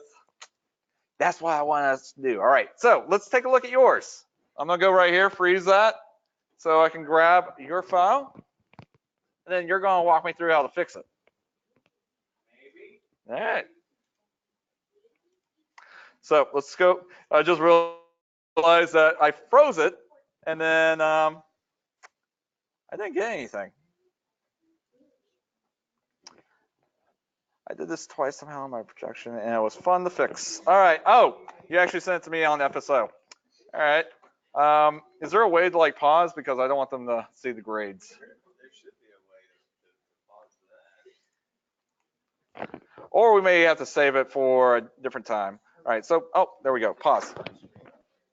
No.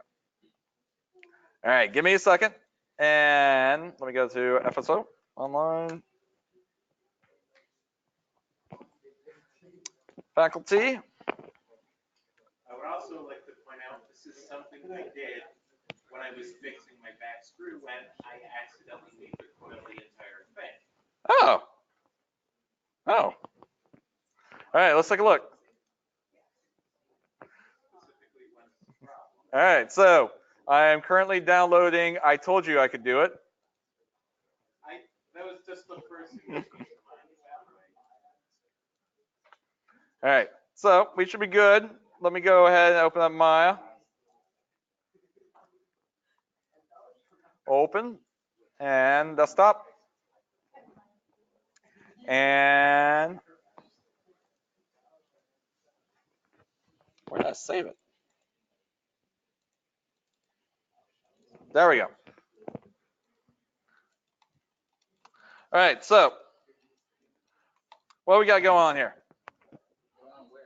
Oh. On top of scaling was wrong. The circle on top is the real tree. All right, the circle on top. I have not only double extruded, I also grabbed one of the lines and yanked it out, as you can see. All right, so let's kind of start breaking this down. So at this point right here, yes, this is where we always gauge what's going on. So we look at like the complexity of the object, and we filled whether or not it's worth fixing or starting over. When it's this close to a primitive, we always start over. Like there's no lessons learned on like trying to fix a cylinder. But let's try to learn a lesson on this one right here. All right, so this happens a lot. We start at a very basic shape with certain things like, using bevel or extrusion, especially if you use the shift extrusion by accident. This can happen, and this actually paralyzes a lot of first week students. So let's kind of talk about this. So first thing, always, when it hits this point right here, yes, it can be better to just start over, all right?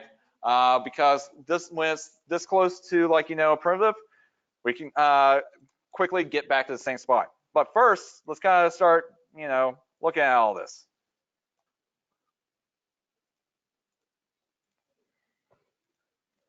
So we finally have some non-manifold geometry. Awesome. Let's kind of go through some of this right here. Yep. All right. So let's kind of talk about like what causes this non-manifold geometry. So anybody want to walk me through how to diagnose this non-manifold geometry? Remember, non-manifold geometry is 3 things. And this is actually a real world case of like how usually people get this. So who wants to do it? All right, come on. Before you come up, I need to play the Price is Right thing. All right.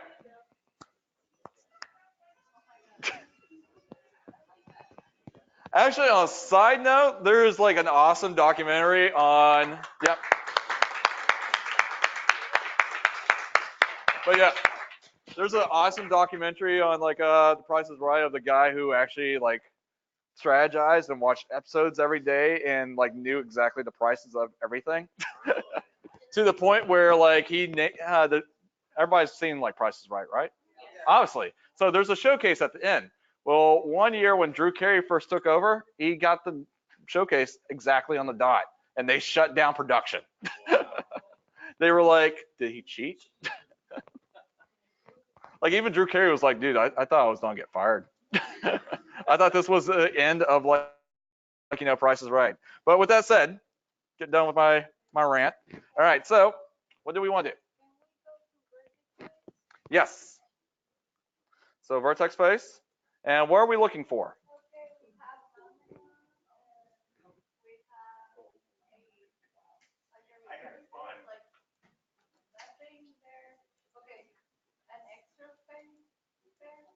Yep. So where are the extra faces?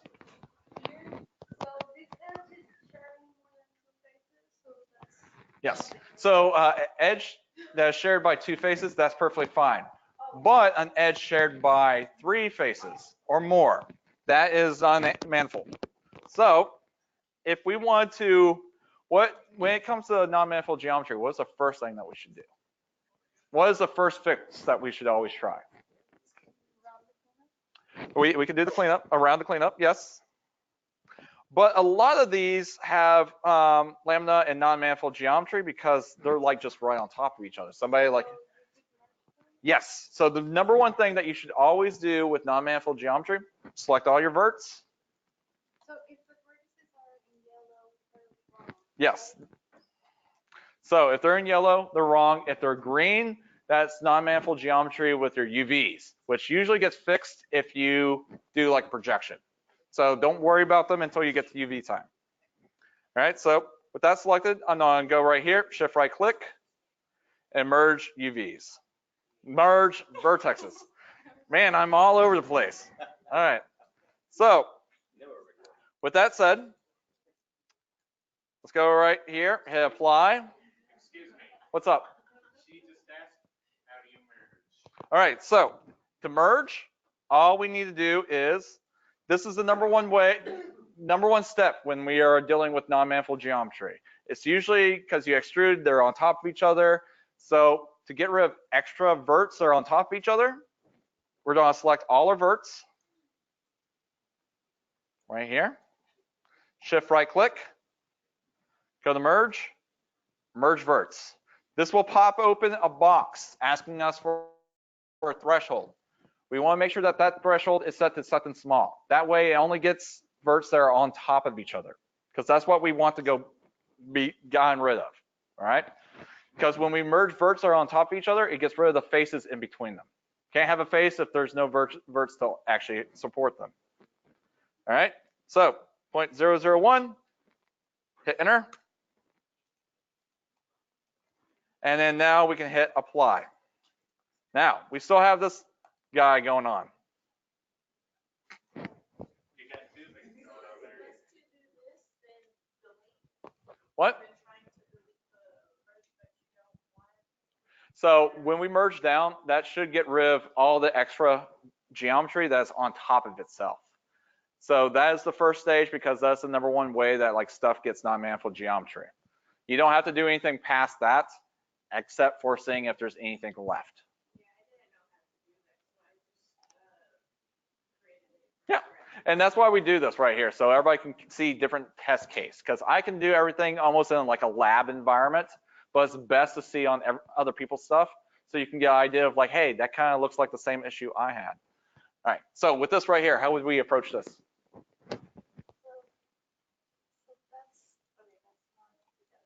Yep. So I would leave those reducers up. So we can lift those up. No, the ones inside. All right, so, And I would try to snap them to the other ones. all right, so we can, how do we snap? VVX So DVX. or I always hold it. All right, so yeah, so D is our hotkey to be able to move around our pivot. If for some reason it gets locked on like this, right, there we go, right. All right, so mine's kind of broken right now. So D as in dog or delta allows us to move around the pivot, but V allows us to snap the vertices. So we can do that. So and merge. All right, so we get rid of what is that thing on ships? The actual the masthead. Is it called masthead? Yeah, I don't know. I'm not a 1700s seller, so. So we can delete that. Not that old here. Yeah. Ah, the days that I used to collect scrimshaw. All right, so we can merge all that. And now we can go and hit apply. So that's one way that we can get rid of that.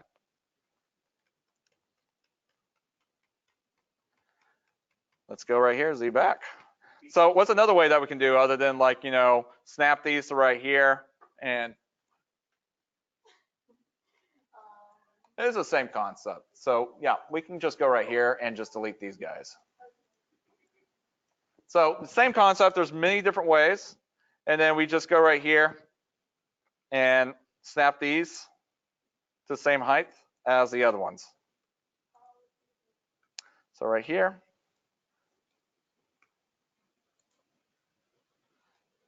And snap that. All right. So how would we fix this right here?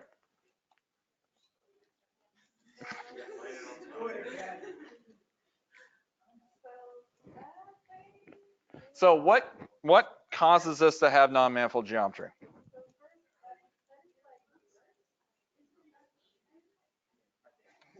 It seems pretty flat. Yeah,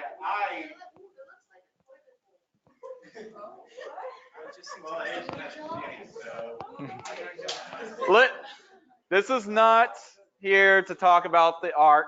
This is here to talk about the issue. All right, so. know it's magnificent. All right, so there's a couple things that's going on. So first, you already said, hey, the normals are facing the wrong way. So we're seeing black right here. We're seeing gray right here. So how do we fix that?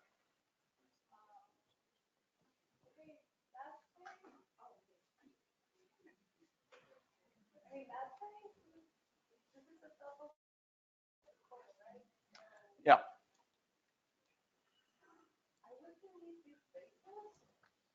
So you would delete these faces? Wait.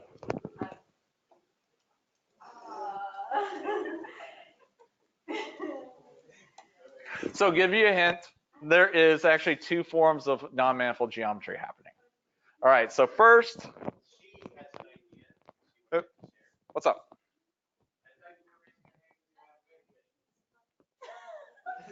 No, I want you to explain it. Go ahead. I've already put you on the spot, but you got to do it.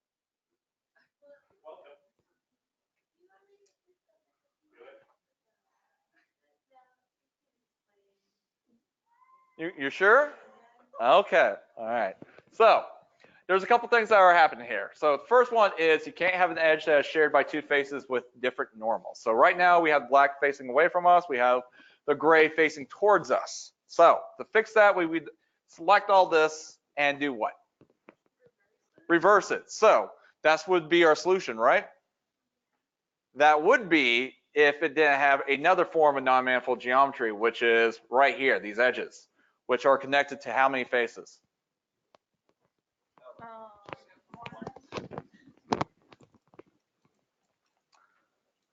1, 2, and 3. Okay, so why don't we just delete the inner circle? Yes, exactly. And use through these other things to make that shape? Yep. So we go right here, Really far. extrude in, yep, Down, extrude down, extrude again, extrude again, merge the center. and merge the center. Exactly. So I will tell you that happens a lot. So you got it. So this happens a lot. This happens a lot mostly because, yes, you can extrude edges, but you have to be careful about extruding edges because, like, when you have something that is actually a complete object, from there you don't want to extrude edges anymore, because anytime that I go right here and let's say pull that down and pull that out, that will always automatically make non-manifold geometry, because that's not how stuff is built in the real life world. That's like me grabbing a cell off of you and extruding out a new piece of you. That doesn't exist. All right. So that's why you have to always be careful about that right there. But yeah, everybody give her a round of applause. So let's see. Do we want to do another one, or like we just want to kind of wrap up for the day? 5 minutes. No, no, no. All right. So we do have another one right here that we can kind of look at.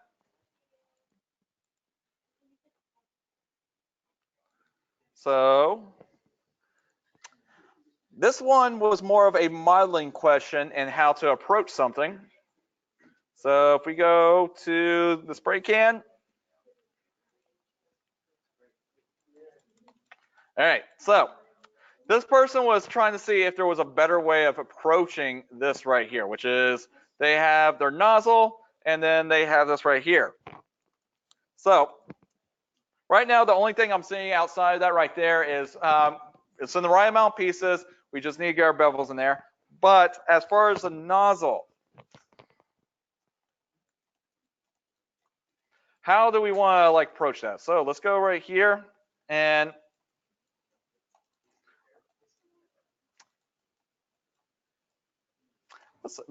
let's ignore the arrow. So no, yeah, like yeah, the arrow usually points towards the surface, which is fine-ish.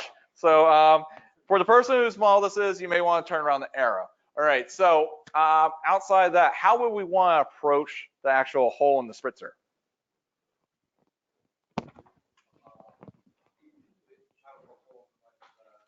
Yeah, so like right here, we have the bit that actually. So let's imagine that this right here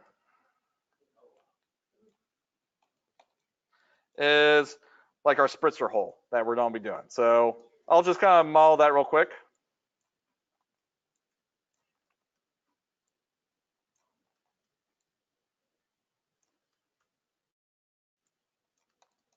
So there's our spritzer, but it has that cap that's on top. So we go right here to create, and we need to do a cylinder and knock a hole out for that. And save. So we go right here, create, files, save as, I don't know, 8. All right. So we got that right there. Now, from experience, I know that this kind of flares out at the bottom. And then this one right here also tilts. But beyond that, that's the only freebies that you're gonna get. How would I knock a hole in there? Somebody walk me through how to do the hole. So we make edge loops. All right, so we make edge loops. So we make a border. What are we putting the border around? Basically the whole area. Yes. So from here, we put right there. One at the bottom. And the sides, well, we kind of already have the sides. All right, so we got one in the center.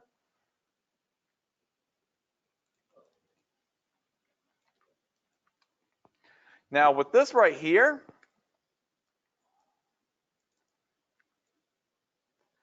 I may even add a few more in here. So one right there and one right there. Why is this coming out? Just so I can kind of use that as a reference. All right. So with that said, I got this marked out. What do I want to do now? Online. What's the next stage?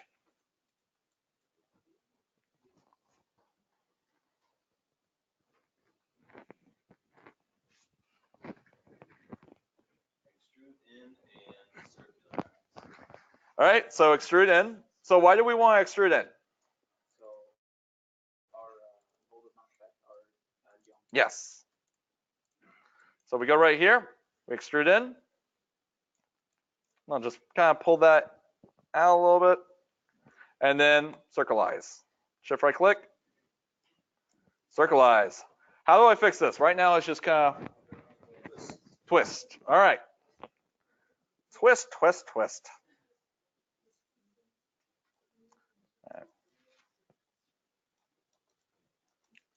And then I'll just kind of pull this out a little bit more. All right, so we got that in there. We got that. Oh, that looks pretty gnarly. So I actually twisted it the wrong way. Maybe hide- It happens. hide the reference. You can- All right, so I can isolate this, right? All right, so There's spaces that you forgot to select. exactly, which I didn't even notice that. So, all right, so I'm gonna go right here and make sure that I got everything selected.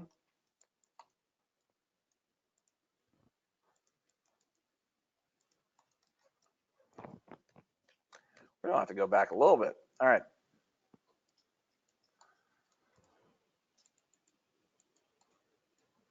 So.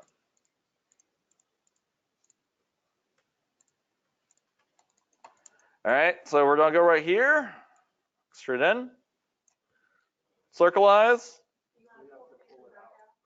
Oh, we can always do that whenever. Oh, crud, I clicked off the tool. So how do I get back to the tool? G? G will just do the same thing again. Attribute editor. What? Through history. So it depends on two things. One, and none of this I haven't showed you. I wanted to see if anybody kind of like researched and saw how to do this, because it would be asinine if I click off a tool and I'm never able to get back to it again. So if I just closed out the tool, I mean like I just clicked off, I can hit T, as in, I don't know, Tommy. Yeah, T, Tyrannosaurus Rex. Perfect. That will now be T. All right, I can hit T. But if I accidentally do something else and I can't hit T again, right here in our inputs, we can always go back to our history. That is honestly the only reason why history can be okay. Now, you can't go that far back into history, because if we go, let's say, try to change something on our polycylinder back at its creation, that is an easy way to explode your geometry and never be able to fix it ever again. All right, but usually if it's like one or two steps, like I said, online right here, you never want to go back and, I don't know, let's save and see what happens. Save as. 8, 9, hit apply.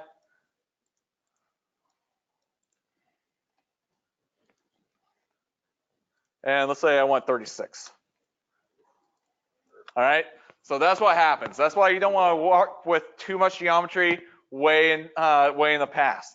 Now, with that said, that is something that Blender is actually experimenting with, which is actually being able to model with non-destructively.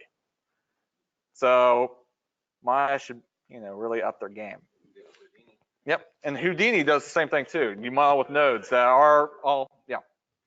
So that honestly is going to be the next phase of like modeling. So with that said, we can go right here to our inputs, and so online knows you don't want to go way too far back. I would say maybe 1, 2, or 3 down, and that's it. All right, so from here we can play around with our twist. We can see also if we can play around with the normal offset. We can play around with alignment, see if it does like surface, and see if it can like respect our curvature, which that kind of does. Average, yeah. So, and radial, that's fine. Divisions, that's fine. Relax interior. Oh, that just relaxes it. All right, so with that said, we got that shape in. What's our next phase? What? Delete the faces? Exactly. So we want to make sure that it's matching up with the silhouette. How do we do that? All right, top view. Yep. So we're gonna go right here.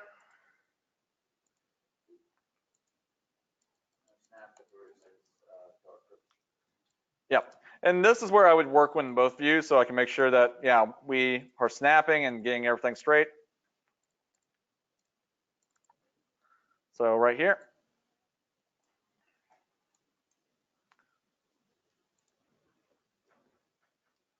Make sure that that's all snapped. And then let's go right here and start moving that back to where it needs to be. And really, this is going to be a lot of tweaking. So, yep. So we're going to go bit by bit and just make sure that it is fitting around here. Now, I'm not going to bore you with that because, again, as a modeler, you can spend all day like just tweaking this out. What's up?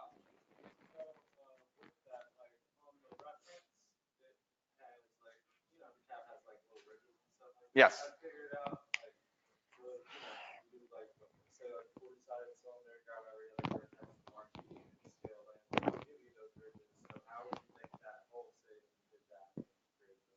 So, two things. One, I would actually make sure that the edge flow is already in there, get the hole in, and then extrude out the ridges. So that way it doesn't affect my hole, nor do I have to worry about the ridges affecting my hole or having to like mess with that extra geometry. And two, I wouldn't do it. I would use that as a perfect chance for what? What did we just learn this week? Yes, so that right there, that's something that is really, really small from that distance from our rendering angle. We can get away with a bump map. If we were to do that, yes, I would do the hole and then extrude out the ridges. And actually, we used to do that until I realized that it was a perfect chance for like, bump mapping. Because once you do the ridges, really all you can do is like scrapes and stuff on your can. So you gotta leave something for the wolves. What's up? All right, I have a question. Would you still have to tweak it if you punch the hole on a plane and bend it 180 degrees? So, yes, no, actually. So what he's asking about, and I think, actually, I'll be quiet for now. So we'll show that way in a second. I do want to bring in the next thing, which is, so we want to delete these faces, right? Why would we? Have you all looked at the spray can?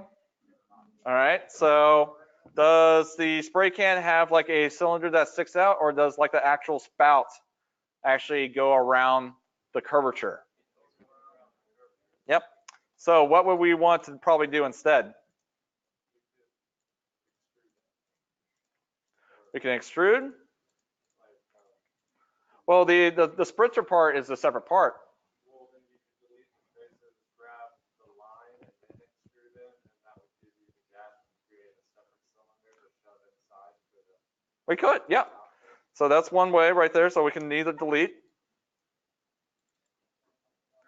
and extrude in. And do that right there, which we would have to probably tweak this out a little bit more.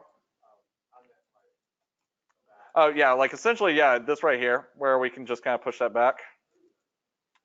So, but another way is if, I was thinking like grab it in head mode and then extrude, and then just hit W to go straight back, and then creating a separate cylinder, but since that piece is there where you make, you know, your little hole, you can just put it inside. Yep. Because then whenever you do, That's one way. So another way is we could also extract this. That way this can become our spritzer. And then we can just kind of grab these faces right here and circleize that.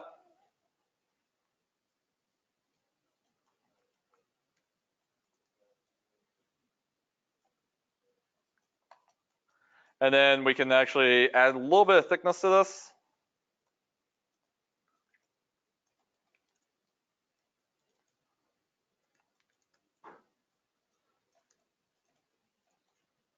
And then when we bevel this right here, that will give us our little bit of separation. Same way if we go right here, grab all that, do the same thing.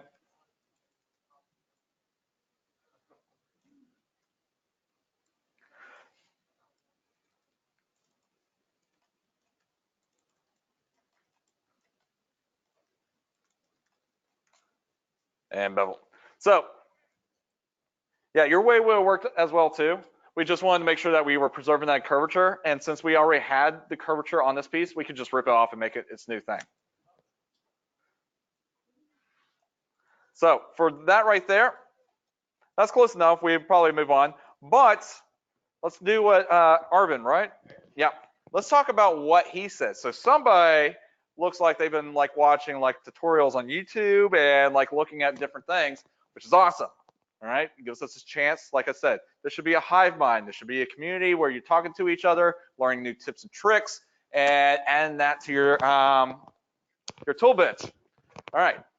So what he said was, why don't we just put it on a flat plane and then bend it into shape? So we just completely take punching in the hole on something round and getting it back into the same curvature, take that out of the equation, which we can using different tools. So if we go right here and use a plane,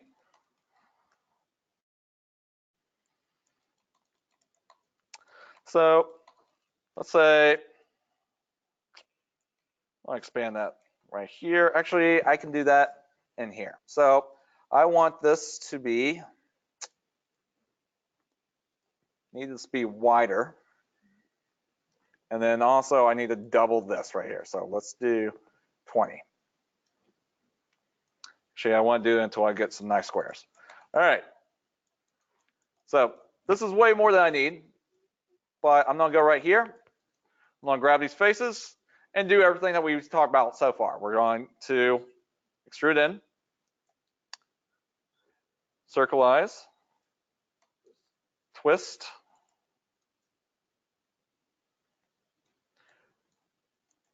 and for that right there, I don't know, we can go right here and also do the same thing, kind of get this already set up for the fact that we're going to have a hole. So I'll just do a few of these right here and bring that in. All right. So we got this all nice and flat. So I already kind of punched in where I'm gonna have like, the little divot for this right here, where I'm gonna punch in the hole. And then we're also gonna probably have like a little bit of curvature on the outside. But how do we get this into a cap? Well, we have, with everything, a new menu. What? Did you just say, how do we turn this into a cat? Cap. Yeah. No worries. So we have, next to all these right here, something called deformed. Little history lesson for this right here. This used to be in the animation tab, all right, because these were considered animation tools. So with that said, we're going to select our object, go down to nonlinear, and we can add a bend. So with it selected, nonlinear, bend. And it will give us this little twig.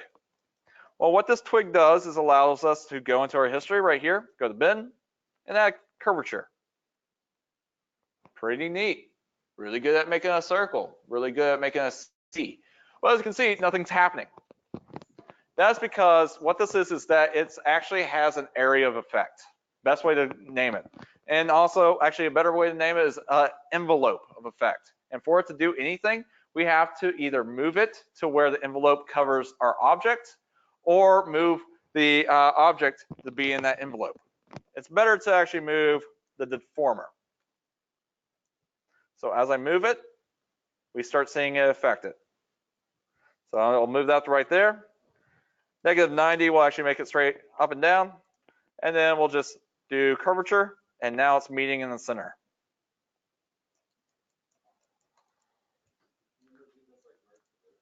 Yep, and I just go right here, and merge verts.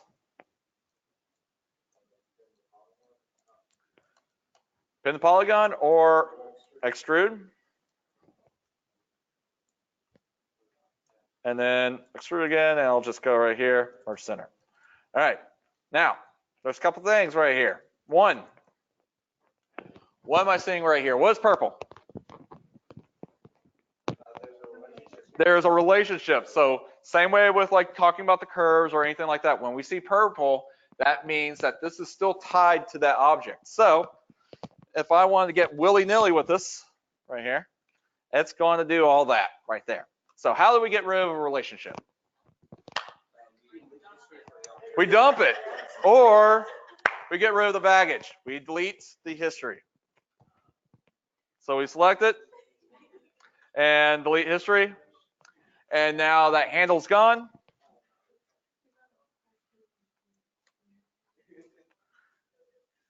And we can go right here, hit 90, and kind of turn this to where we get a little bit more straight on, and then like actually finish the rest of this. Now there's a couple things also.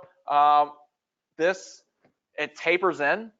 So we can use another method to taper in, which is also in the deform, which is right here. If I go to deform, close, we go right here to create and lattice. And what a lattice is, think of it as a cage, a marionette cage around our object, all right? And it allows us to, let's say, very quickly, I can go right here to last points, grab these, and allows me to kind of start controlling it like clay. So very quickly, go right here, move that around. And I can change how many areas of influence. So if I want more, as long as I haven't really done anything with it, there we go. So if I go right here, add more, I can start taking sections right here and grabbing it. So the more areas I add, the more areas of influence I have. So very quickly, I can start messing with my shape. Right there. And once I'm happy with it, what do I need to do? Delete history. All right, so with that said, that's another way of being able to do it. Like there's 100 different ways. As long as it gets done, you're good. So what does that mean? It can help if you just kind of go online, YouTube is filled with tons of like quick little things. It's just like, here's how I do it. It may not be the best way. I've seen tons of crappy Maya tutorials on YouTube, but out of those crappy tutorials, I came across like, wait, that's a neat idea. They didn't do it right, but that's a neat idea. And that's the thing. You get better the more you see other people do stuff, right? You're not modeling in a bubble. You're in a community. That's why it's good to do this. But even outside of 3DF, outside of these lectures, talk to each other, strategize, come up with different ideas, and then incorporate the stuff that makes sense to you. All right. Beyond that, that's about all I have for today. If you want to go ahead and sign in.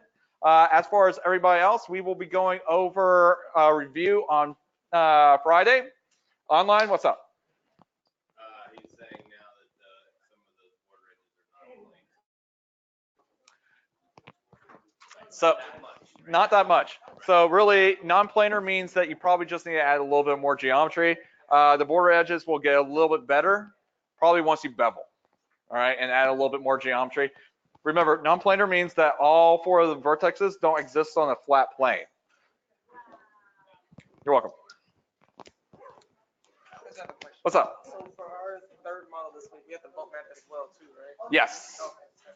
So you can play around with that. That doesn't have to be perfect. It just needs to be attached properly. Yeah.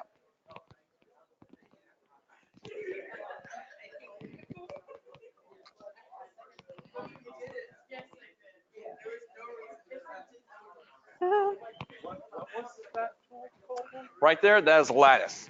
So it exists right here, the form and lattice. Okay. All right. And there's tons of different ones like that right there. Like literally, there's something called shrink wrap, where I can put another surface around an object